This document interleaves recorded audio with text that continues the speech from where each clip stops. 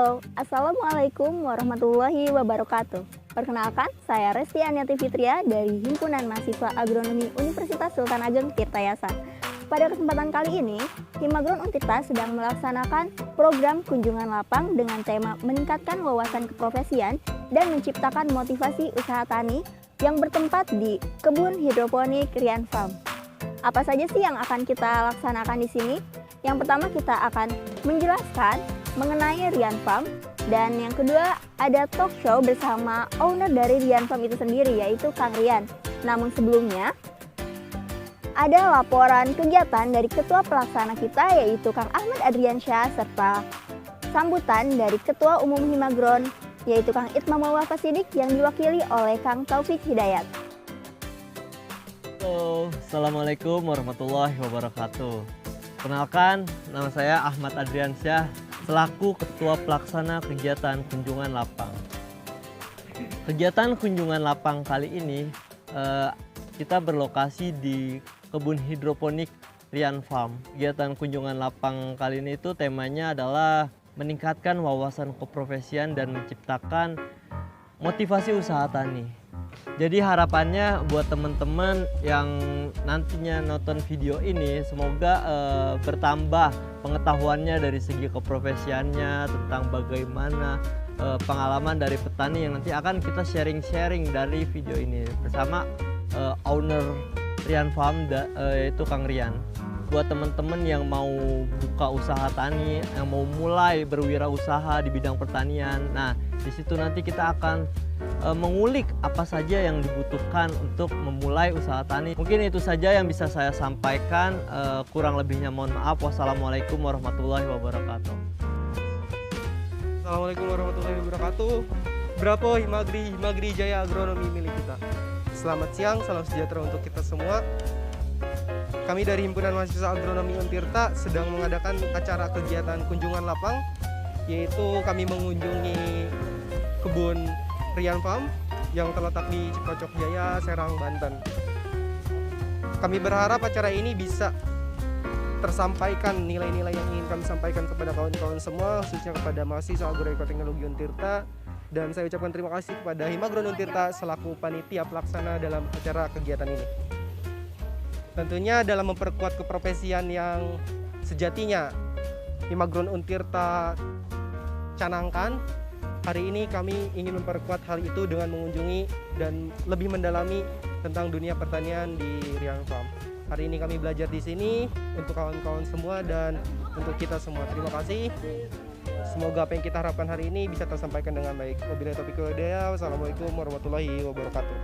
Assalamualaikum warahmatullahi wabarakatuh. Perkenalkan, nama saya Nadianti Nufus. Di sini saya akan menjelaskan mengenai profil dari Rian Farm. Rian Farm merupakan salah satu usaha agribisnis hortikultura yang berdiri sejak tanggal 24 Januari tahun 2017 yang bergerak di bidang pertanian konvensional dan hidroponik, penyedia instalasi hidroponik, dan penyedia kebutuhan hidroponik. Seiring kemajuannya teknologi dari proses berbudidaya dan minimalisir ketergantungan pada alam, serta meningkatkan kualitas produk sendiri, Rian Farm berkomitmen untuk meningkatkan kualitas, kuantitas, dan kontinuitas dari produk yang dihasilkan kepada pelanggan.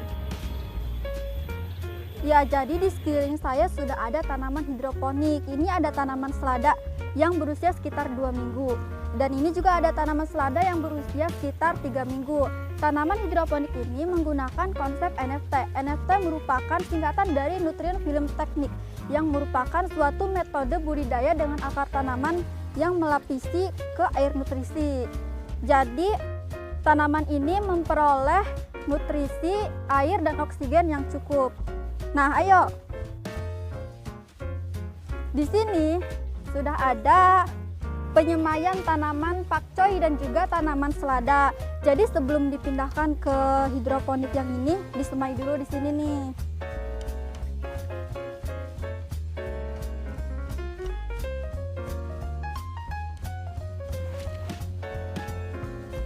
Dan ini ada sistem irigasi tetes atau biasa disebut dengan drip irrigation. Sistem irigasi tetes ini dapat menghemat air dan pupuk.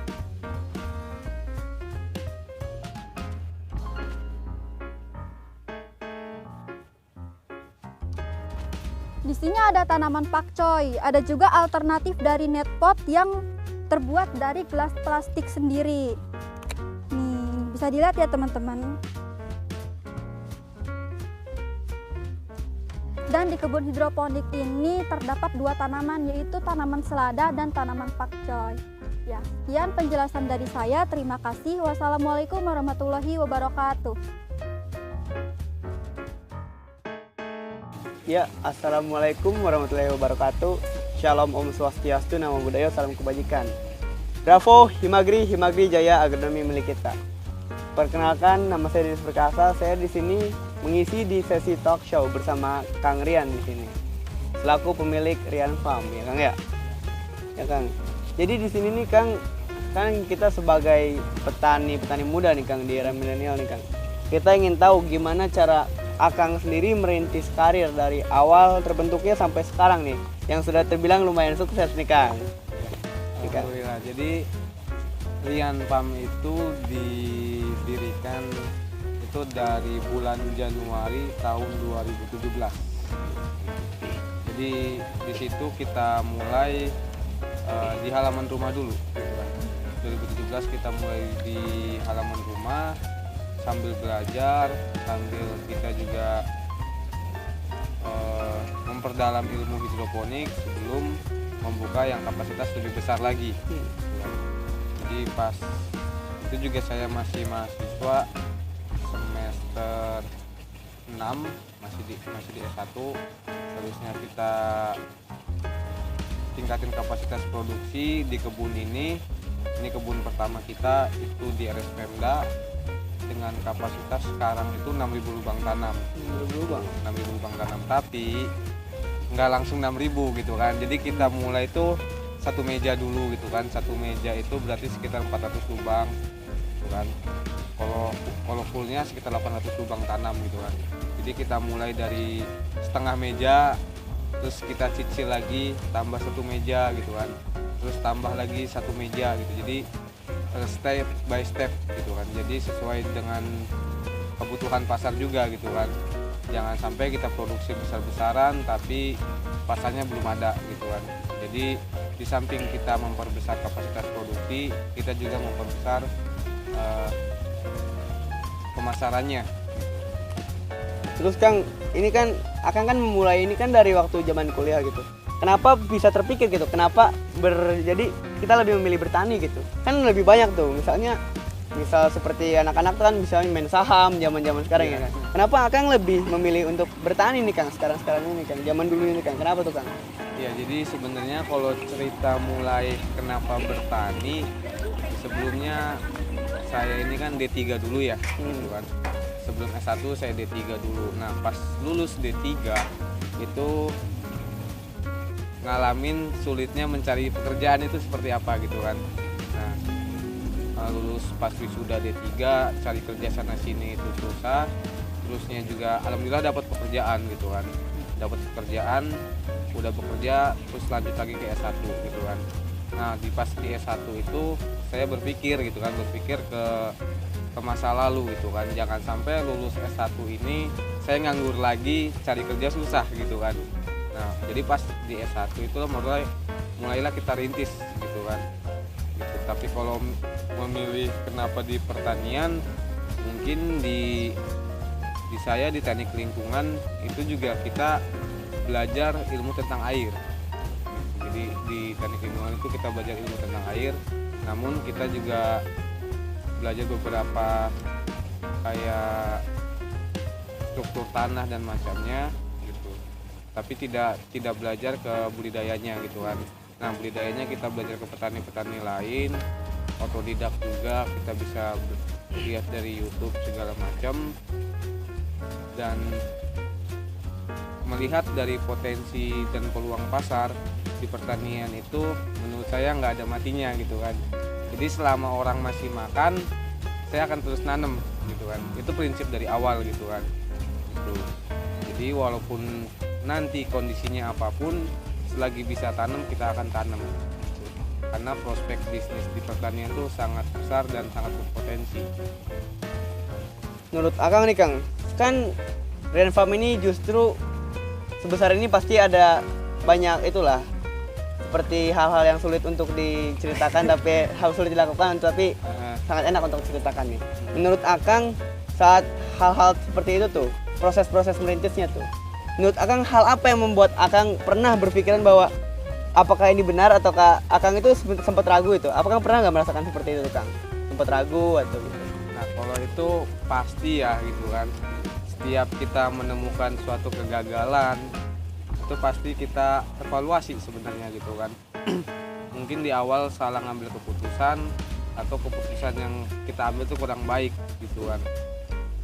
Kalau ngomong kegagalan mungkin banyak gitu kan, tapi sebenarnya kegagalan itu bukan untuk menyerah gitu kan, tapi prinsip kita itu kita evaluasi gitu kan, apa nih yang salah gitu kan, terus kita perbaiki, kita improve gitu. Kita coba lagi gitu kan, coba untuk yang lebih baik agar tidak ada masalah lagi gitu kan gitu.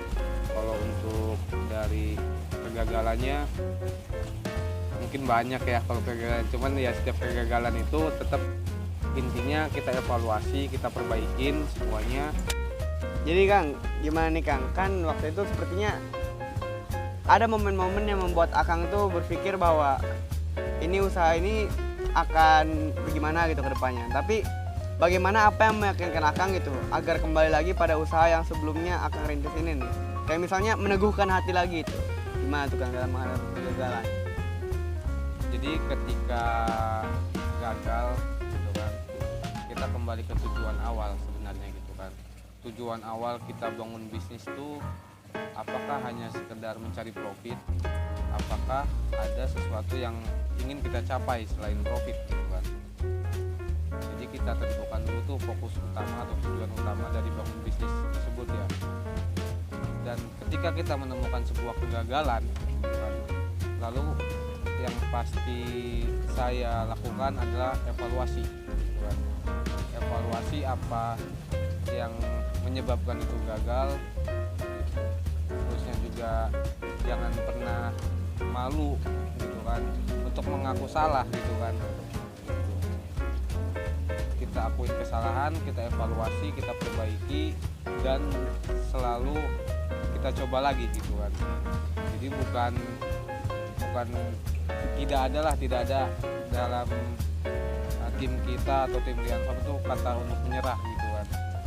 Jadi kita juga selalu meyakinkan atau mengajak semua tim untuk tidak menyerah jika menemukan suatu kegagalan. Ini Kang, kan kita berbicara lagi kepada Rian Tim nih, Rian Farm Tim ya. Di sini menurut Akang nih ya, masalah apa yang paling menurut Akang rumit untuk diselesaikan waktu itu tuh? Dan bagaimana kawan-kawan Rian Farm itu bisa menyelesaikannya tuh? Masalah yang menurut Akang mungkin adalah yang rumit sekali gitu. Salah satunya aja gitu kan. Mungkin kalau salah satu yang rumit yang harus kita selesaikan itu terkait tadi ya masalah mungkin dari harga jual gitu kan, ataupun dari komplainan pelanggan gitu kan. Terkadang itu kan pelanggan selalu minta yang kualitasnya bagus gitu kan, tapi di tim di bagian produksi kita kadang kala menemukan sebuah kegagalan gitu kan. Nah di situ yang terus kita improve gitu kan, kita yakinkan ke semua tim ke masing-masingnya bahwa ini loh yang mau diminta sama konsumen kita gitu kan, bentuknya seperti ini, kualitasnya seperti ini gitu kan, beratnya pun seperti ini, sehingga komunikasi yang baik tuh bisa membuat solid dari tim dan mengurangi tadi adanya kegagalan gitu kan, ataupun terjadinya sebuah komplain gitu. Ketika Akang nih membuat Rian Farm, bagaimana pandangan dari orang tua gitu, dari teman-teman Akang, dari orang terdekat, bagaimana tuh Kang support mereka atau bagaimana tuh yang akan hadapi soal hal tersebut? Nah itu mungkin pernah ini ya pernah terjadi gitu kan, bahwa orang di sekeliling saya gitu, sekeliling kita itu nggak setuju gitu kan kalau kita bangun bisnis pertanian gitu kan. Mungkin disitulah berat juga kan, kita harus membuktikan kepada orang-orang yang meragukan bahwa bisnis pertanian tuh sangat menjanjikan gitu kan. Gitu. Jadi dari situ tetap kita rintis gitu kan. Kita ambil sisi positif dari sebuah orang-orang yang meragukan itu kan, sisi positifnya kita ambil gitu kan. Gitu. Tapi bukan berarti kita nyerah nih gitu kan. Gitu. Ya kalau untuk itu tetap kita produksi gitu kan. Lagi-lagi kan dari produksi di situ gitu kan. Biar orang percaya tuh ya kita harus produksi besar gitu kan. Kita juga harus gapai sebuah profit gitu kan untuk bertahan gitu kan bisnisnya gitu, dan itu terus dilakukan, terus ditingkatkan gitu. Jadi lama-lama pun orang yang menyinggung atau orang yang mempertanyakan bisnis pertanian gitu itu bisa terbuka gitu kan, bisa open, bahkan sampai ada yang nggak percaya gitu kan, yang dulunya saya mulai dari botol bekas gitu kan, sekarang kita bisa produksi sekitar 26 ton gitu kan sekali periodenya gitu kan. Itu bahkan ada gitu kan, bukannya kemarin baru mulai gitu kan gitu, tapi setelah beberapa tahun ya kita buktikan gitu kan pada orang-orang yang mungkin kurang support lah gitu kan gitu, atau memandang sebelah mata kepada bisnis pertanian ya gitu. Tapi balik lagi sebenarnya pertanian itu kebutuhan pokok gitu kan gitu. Oh iya. Gini Kang, kita kan bicara soal dari awal dan sampai akhir. Gimana sih Kang awal-awal Akang bisa menemukan modalnya? Kan biasanya anak-anak muda tuh kalau misalnya mau itu bentuknya modal lagi itu Kang ya. Iya. Nah, gimana tuh Kang biar bisa menghadapi masalah seperti itu tuh Kang? Sebenarnya kalau modal itu bukan berbicara masalah uang ya gitu kan. Tapi kita berbicaranya tuh masalah cara mendapatkan gitu kan. Gitu, cara mendapatkan modal. Itu kan macam-macam tuh ya gitu. Ada yang contoh investor gitu kan, ada contoh lagi dari buka pinjaman bank gitu kan, atau yang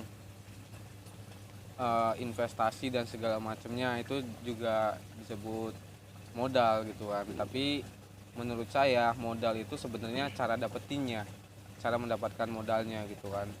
Saat itu pas 2017 itu memang saya sendiri modalnya bener-bener minim gitu kan. Kita mulai dari yang hal sederhana gitu kan gitu. Kita pengen bangun bisnis besar pun berpikir emang butuh modal gitu kan. Nah cuman itu pola pikir itu yang harus kita rubah gitu kan. Sebenarnya tuh cara dapetinnya gitu kan, bukan jumlah nominalnya gitu kan gitu. Jadi walaupun kita punya uang sedikit gitu kan, tapi kalau kita bisa untuk muterin uangnya itu gitu, nah itu bisa ketak profit, bangun secara rintis gitu kan, dikit-dikit. Jadi cara dapetinnya ya nggak harus selalu kita berhutang gitu kan, nggak harus selalu kita cari investor gitu kan. Kita juga bisa memanfaatkan apa dulu nih yang ada sebagai modal awal gitu kan. Bisa juga kita melakukan tadi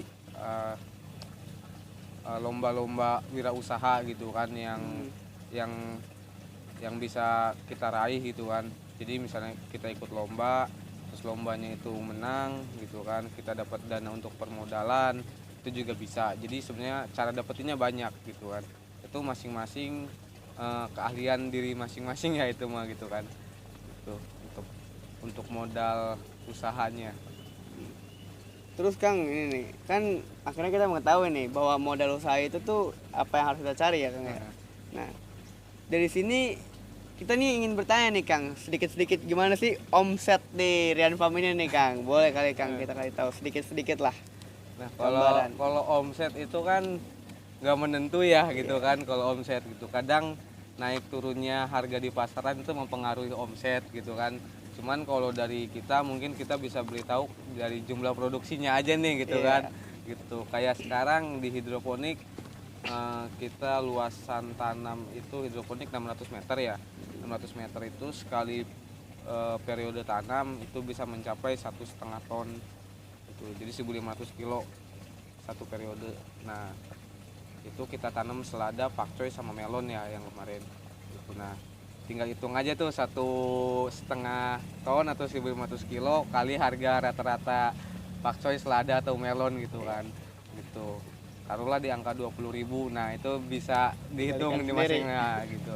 Dan untuk yang konvensionalnya kita itu ada total luas lahan itu di 7.000 meter persegi luas tanam konvensional kita.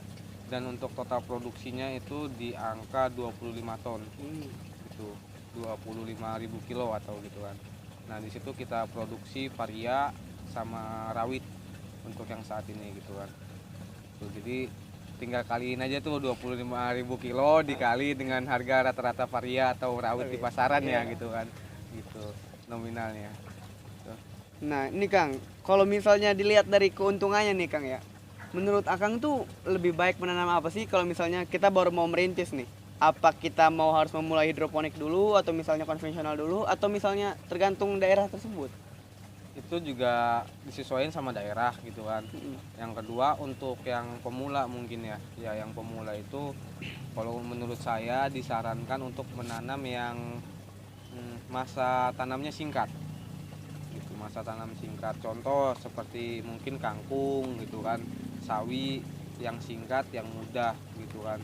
Dari situ dulu belajar nanam gitu kan, belajar memanage tanaman gitu kan, rotasi tanam dan segala macamnya.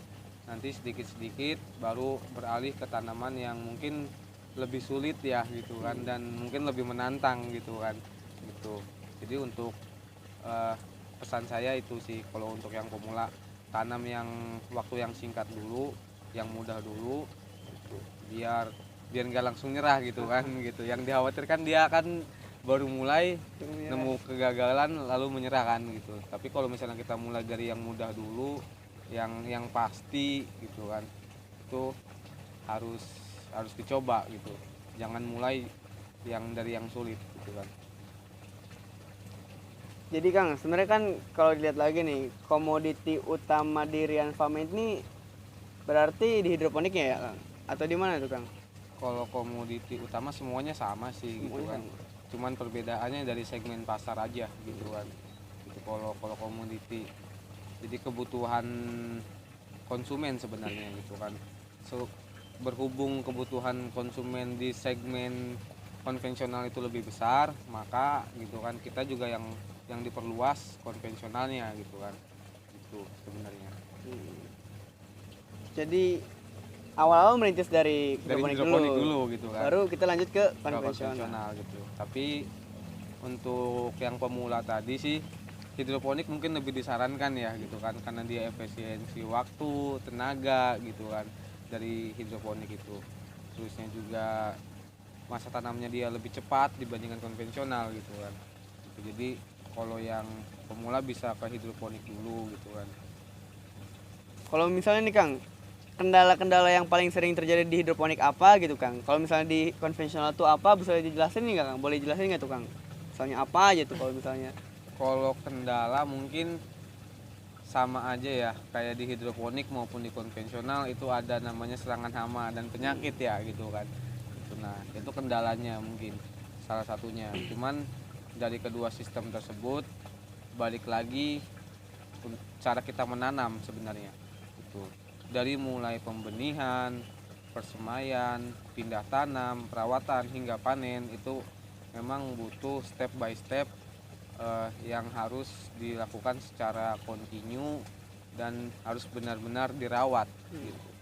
Baik itu tanaman hidroponik maupun tanaman konvensional sebenarnya. Itu jadi kendalanya. New dan harus benar-benar dirawat gitu. Baik itu tanaman hidroponik maupun tanaman konvensional sebenarnya. Itu jadi kendalanya.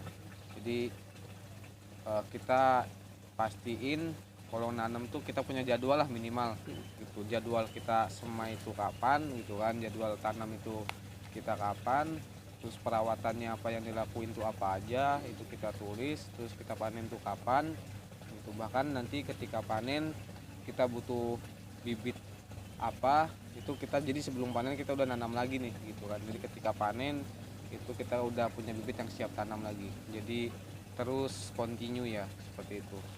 Jadi sebenarnya dari serangan hama sih, cuman itu kan bisa dikendalikan gitu kan. Tadi dengan cara kita punya SOP tanamnya yang baik dan yang benar gitu kan, merawatnya. Jadi sesuai dengan kebutuhan saja ya Kang ya. Iya. Nah, kan di sini kan kayak sepertinya Rian Farm sudah punya banyak komoditi juga yang ditanam. Nah. Kira-kira nih Kang, Rian Farm mau nggak sih nambah komoditi baru lagi gitu? Kayak misalnya mungkin nanam tanaman yang baru kayak terong atau segala macam gitu kan. Kalau itu tergantung dari permintaan pasar juga sih gitu kan. Karena sekarang untuk Rian Farm itu kita bermitra dengan Agriu untuk pemasarannya gitu kan. Jadi tugasnya Rian Farm tuh sekarang hanya menanam gitu kan. Menanam, terusnya kita pastiin kualitasnya bagus dan mencapai target gitu kan. Untuk pasarnya itu kita bekerja sama dengan Agriu gitu kan. Jadi tergantung nanti permintaan dari Agriunya gitu kan. Apakah ada permintaan varian yang lain yang bisa kita tanam, ya kita tanam. Jadi menanam itu kita punya planning gitu kan, bukan berarti kita asal tanam aja gitu. Jangan sampai kita tanam nanti nggak bisa kejual gitu kan, itu yang jadi bahaya gitu kan.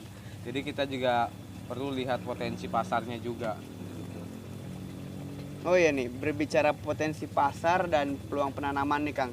Sekarang kan banyak nih kalau misalnya orang mau jadi kayak misalnya usaha kan kayaknya hidroponik ini lagi ngetren banget nih ya Kang ya.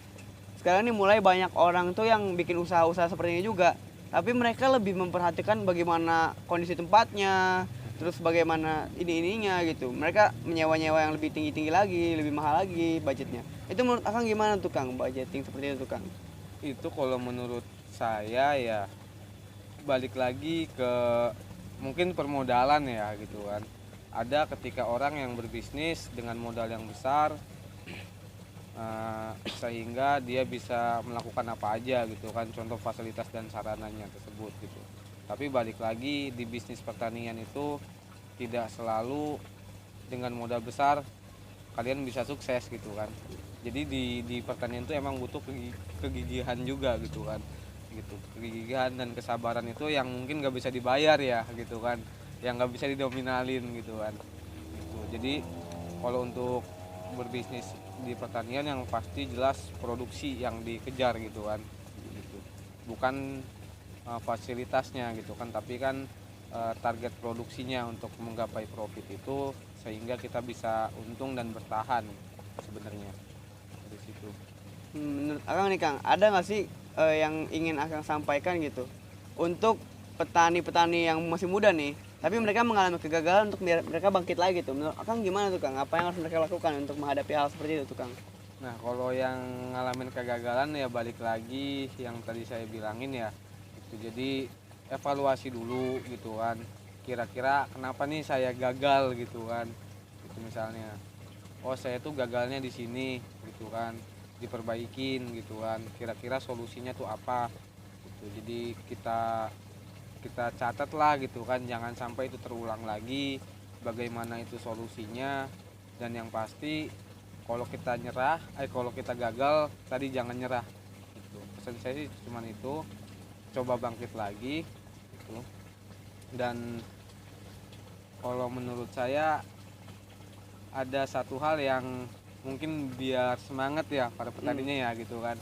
Contoh nih, total penduduk Indonesia itu kan mencapai kisaran 270 juta jiwa penduduk gitu kan.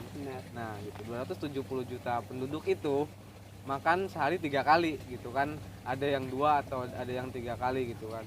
Kebayang dong gitu kan berapa kapasitas produksi yang dibutuhkan masyarakat Indonesia gitu kan. Nah Rian Farm sendiri untuk produksi menyediakan pangan atau kebutuhan pokok mereka 1% pun nggak sanggup. Bener kan? Benar. 1% pun nggak sanggup gitu kan. Jadi di situlah gitu kan, kalau kita gagal gimana kita mau nyuplai 1% penduduk Indonesia gitu kan. Iya benar. Gitu kalau kita nyerah. Jadi quotes atau motivasinya tuh yang bikin kita bangkit sih gitu tuh. Balik lagi tujuan awal sebenarnya gitu. Kalau kita bisa suplai 1% jumlah penduduk Indonesia aja kan gitu, itu waduh gitu kan, sangat luar biasa ya gitu kan gitu. Jadi jangan nyerah dulu gitu kan gitu. Jadi tetap evaluasi, bangkit lagi, coba lagi. Jadi udah nggak ada tuh kata menyerah sebenarnya dalam bertani ya gitu kan. Karena tanaman itu sebenarnya gimana kita gitu kan, bukan kita gimana tanaman gitu tuh. itu yang harus diperbaikin gitu, mungkin dari SOP-nya segala macam gitu. Pokoknya Kira-kira nih Kang, yang kapan nih Kang? Kapan idealnya gitu? Misalnya anak-anak baru nih Kang, pengen terjun seperti Akang juga nih. Kira-kira idealnya kapan gitu Kang? Untuk bisa menjadi pebisnis kayak gini nih Kang. gitu. Sebenarnya sih secepatnya gitu kan. Nah, untuk jadi wirausaha itu nggak ada waktu atau nggak ada jam yang harus ditempuh kan sebenarnya gitu kan.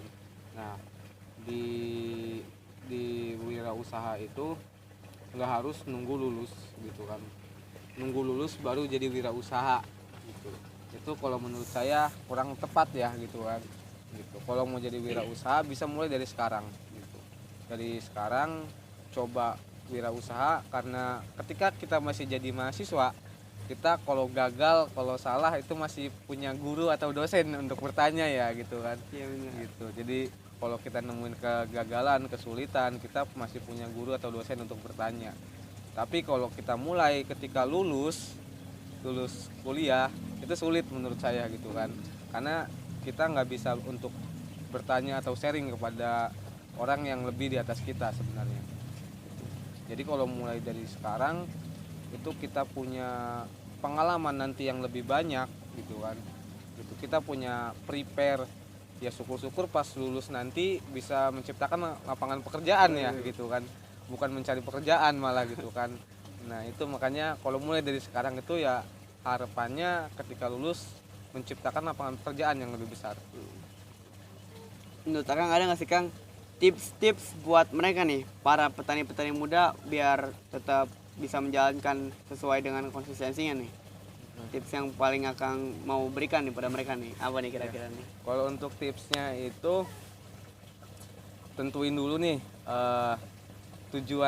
mungkin tujuan hidup atau tujuan bisnis ya gitu kan gitu. Kalau misalnya bangun bisnis ya tujuan bisnisnya nih apa gitu kan gitu, dalam berbisnis gitu kan, bisnis plan-nya tuh apa gitu kan, terusnya nanti goal targetnya itu apa yang mau kita capai gitu kan, dan kita juga harus analisa apa sih kemungkinan kegagalannya gitu kan. Lalu apakah solusinya untuk menangani kegagalan tersebut gitu kan. Jadi lebih terencana aja, terencana dan tertata untuk memulai bisnis gitu kan. Kalau untuk itunya, dan jika menemukan kegagalan cuman satu sih, sabar dan coba lagi gitu kan. Tidak ada kata menyerah dalam berwirausaha gitu kan, atau bertani gitu kan sebenarnya. Itu aja sih kalau dari saya. Jadi di sini akhirnya usaha tani itu membutuhkan kegigihan yang kuat ya Kang ya. Iya gitu kan. Bagaimana caranya bisa sukses seperti Akang ini sekarang harus ada bisnis dan tujuan untuk bagaimana kedepannya usaha tersebut. Nah di sini nih Kang, kita ada pertanyaan-pertanyaan dari netizen yang di Instagram nih Kang. Iya. Kira-kira mau ditanyakan nih Kang, biar sekalian aja nih. Iya boleh. Buka dari apa nggak apa-apa ya Kang ya. Iya. Nah nih Kang, di sini ada beberapa pertanyaan nih Kang, sepertinya nih. Dari kawan-kawan yang emang penasaran juga nih soal bagaimana perkembangan Rian Farm. Bentar Kang. Jadi di sini ada nih Kang pertanyaan yang menarik nih. Nah ini Kang, pertama begini. Pertanyaan dari Dian titik Pertiwi. Kang Teh mau tanya dong, di Rian Farm itu ada berapa tempat ya? Terus apakah semua yang di Rian Farm itu sama tanamannya yang ditanamnya? Terima kasih. Tuh, Kang. Ada berapa tempat tuh Kang? Untuk sekarang kita ada tiga kebun ya gitu kan. Kebun satu itu hidroponik, ini ada tanaman pakcoy dan selada gitu kan. Kebun 2 itu konvensional, itu kita tanam paria dan cabai rawit. Dan kebun 3 itu ada hidroponik dan konvensional. Untuk yang hidroponiknya kita tanam melon golden, dan yang konvensionalnya itu kita tanam paria dan tomat. Jadi ada 3 kebun tadi ya, itu yang jenis-jenis sayurannya juga berbeda-beda sebenarnya. Ya, terima kasih Kang. Itu terima kasih untuk sudah menjawab pertanyaan itu. Dan ada lagi nih Kang, soal ini nih. Nah, Kang Teh mau tanya juga nih, bisnis hidroponik apakah mendapat pengaruh yang signifikan selama masa pandemi ini Kang? Kan nih pandemi nih Kang nih. Iya. Gimana tuh? Rian Farm gimana sih bisa bertahan dari situasi pandemi yang kayaknya emang udah bahaya banget kan kalau kita ngeliat tuh banyak rumah makan tutup tuh. Gimana tuh bisa Rian Farm survive Bertahan. dari tempat itu kan? Itu kayaknya bahagia banget tuh kalau kayak gitu. Ya jadi emang pas pandemi ini kita juga mungkin kehantam ya gitu kan. Gitu bisnis kita gitu kan. Apalagi di bisnis hidroponik ya gitu kan. Tapi balik lagi, jadi pas ketika itu kita cerita dulu ya gitu kan. Pas pandemi itu ketika banyak yang daerah-daerah PSBB, rumah makan pada tutup gitu kan, kita nggak bisa masuk untuk supply gitu kan. Cuman kita pikir lagi nih gitu kan, gimana caranya kita menjual produk gitu kan tanpa kita ke rumah makan atau ke pelanggan yang udah tetap gitu kan. Karena emang kita dibangun dari bisnis yang kecil-kecilan hingga besar, dan kita juga punya customer base datanya gitu kan, siapa aja sih yang sering belanja sayur saya gitu kan.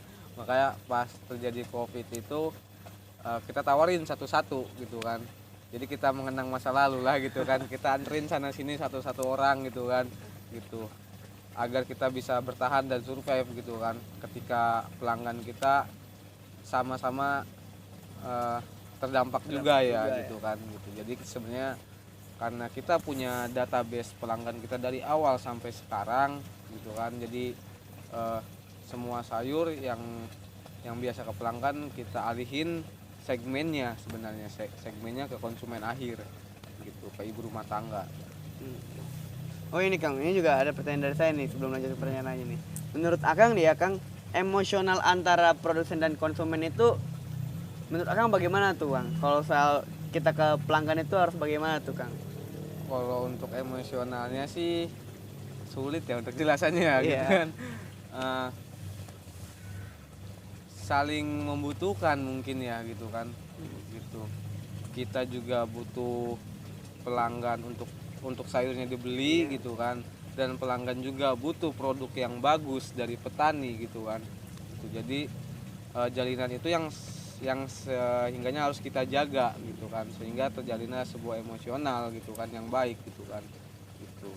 Kayak jangan pernah sekali-sekali membuat sebuah kesalahan gitu kan, itu yang perlu kita jaga gitu kan, agar emosionalnya tetap tetap terjaga lah gitu kan, seperti itu.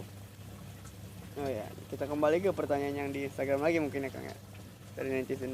Nah nih Kang, ada yang bertanya nih, Atika Put nih Kang, hasil panen ini dijual kemana sih Kang, katanya kayak gitu tuh Kang. Nah, kalau untuk sekarang itu kita mitra nih gitu kan sama Agriu gitu kan. Jadi Agriu itu sebagai penengah antara petani dan konsumen gitu kan.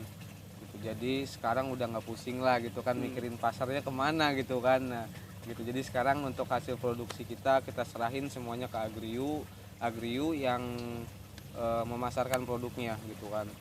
Gitu. Jadi udah nggak takut lagi nanam dijual kemana gitu kan.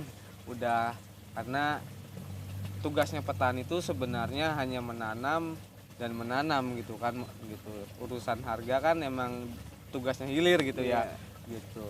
Jadi kita tanam nih, kita tahu nih harga nanti yang dibelinya berapa, permintaannya berapa, kualitasnya tuh seperti apa gitu kan.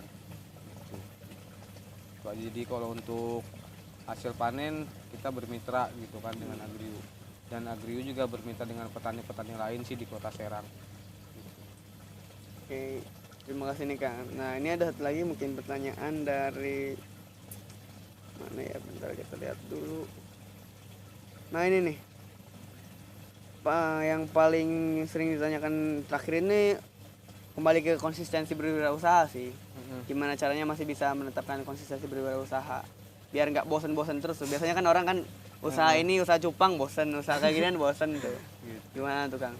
Sebenarnya ada tujuan bisnisnya ya gitu kan, yang bikin kita nggak pernah menyerah sebenarnya gitu. Jadi bisnis itu bukan sekedar musiman atau apanya gitu kan. Jadi balik lagi gitu, kalau kita berbisnis tuh tentukan dulu tujuannya untuk apa gitu kan, bisnisnya mau dibawa kemana gitu kan, biar nggak beralih-alih ganti bisnis sebenarnya gitu. Jadi fokus sama tujuan dan target-target yang kita ingin capai gitu kan. Dan yang harus dilakukan juga bahwa kita percaya konsisten itu atau kesuksesan itu nggak bisa sendirian gitu kan gitu. Dan kita juga nggak bisa egois, sehingga kita harus perlu bangun tim yang kuat dan yang solid gitu untuk menggapai atau sesuai dengan visi dan misi bisnisnya itu. Mungkin itu pertanyaan yang sudah ditanyakan oleh kawan-kawan nih Kang. Kurang lebihnya mungkin mohon dimaafkan jika ada kesalahan dari kami, dari tim Himagron ya Kang ya. Mungkin sesi tanya jawabnya kita akhiri dulu sini. Iya. Terima kasih untuk Kang Rian yang sudah menyempatkan waktunya hadir di, sebenarnya ini di belakangnya sendiri ya. Sudah bisa menemani waktunya untuk sesi tanya jawab nih Kang ya. Iya. Nah, mungkin sampai di sini dulu ya kawan-kawan ya. Wabillahi taufiq wal hidayah. Wassalamualaikum warahmatullahi wabarakatuh. Saya Denis pamit undur diri. Bravo Himagri, Himagri Jaya, agronomi milik kita. Itulah kegiatan dari kunjungan lapang Himagron. Semoga video ini dapat bermanfaat bagi kita semua dan dapat meningkatkan motivasi kita dalam berwirausaha, terutama dalam bidang pertanian. Terima kasih. Wassalamualaikum warahmatullahi wabarakatuh. Bravo Himagri, Himagri Jaya, agronomi milik kita.